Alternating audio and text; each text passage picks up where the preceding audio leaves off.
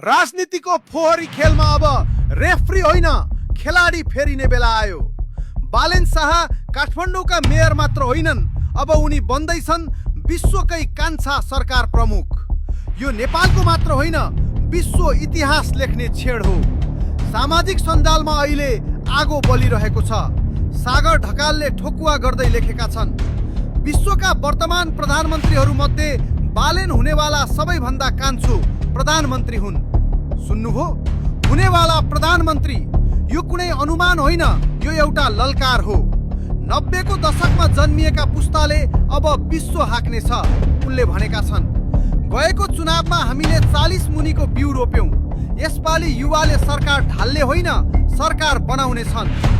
सोच्नुहोस् त, युवाको सरकार जहाँ कपाल फुलेका टाउका होइन, जोश र भिजन भएका पाखुराहरू हुनेछन्। यो लडाईँ अब सामान्य चुनावको होइन, यो लडाईँ हो नातिहरू भर्सेस हजुरबुबाहरू, नयाँ सोच भर्सेस पुरानो राजनीति, सुशासन भर्सेस भ्रष्टाचार। वर्षौंदेखि सिंहदरबारमा पालेर राखिएको भ्रष्टाचारको जालो तोड्न अब सामान्य सुधारले पुग्दैन, अब अपरेसन चाहिन्छ। र यो कुरा नेपालमा मात्र सीमित छैन। सागर ढकालको दाबी मान्ने हो भने यो विश्व रेकर्ड हुनेछ। संसारले हेर्नेछ नेपाललाई। हिजोसम्म हामी गरिबी र भ्रष्टाचारको सूचीमा अगाडि थियौं, तर भोलि विश्वकै कान्छा प्रधानमन्त्री भएको देश भनेर चिनिनेछौँ। विश्व एकपटक तरङ्गित हुनेछ। सोच्नुहोस् त, बालेन शाह प्रधानमन्त्रीको कुर्सीमा बस्दा अन्तर्राष्ट्रिय मिडियामा कस्तो हेडलाइन आउला, the rise of the 90s kids.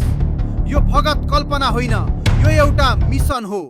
सागर ढकाल भन्छन्, हामी युवा सरकार बनाउनेमा ढुक्क छौं, हामी सफल हुनेछौं। समय अब पर्खिने छैन, इतिहास लेख्ने कलम अब तपाईको हातमा छ। सागर ढकालले तपाईलाई सिधा प्रश्न सोधेका छन्, अब तपाईको पालो, तपाई कसको पक्षमा? के तपाई अझै पनि तिनै थोत्रा भाषण र झुटा आश्वासनको पछि लाग्नुहुन्छ, कि नयाँ इतिहास रच्ने यो महाअभियानमा साथ दिनुहुन्छ?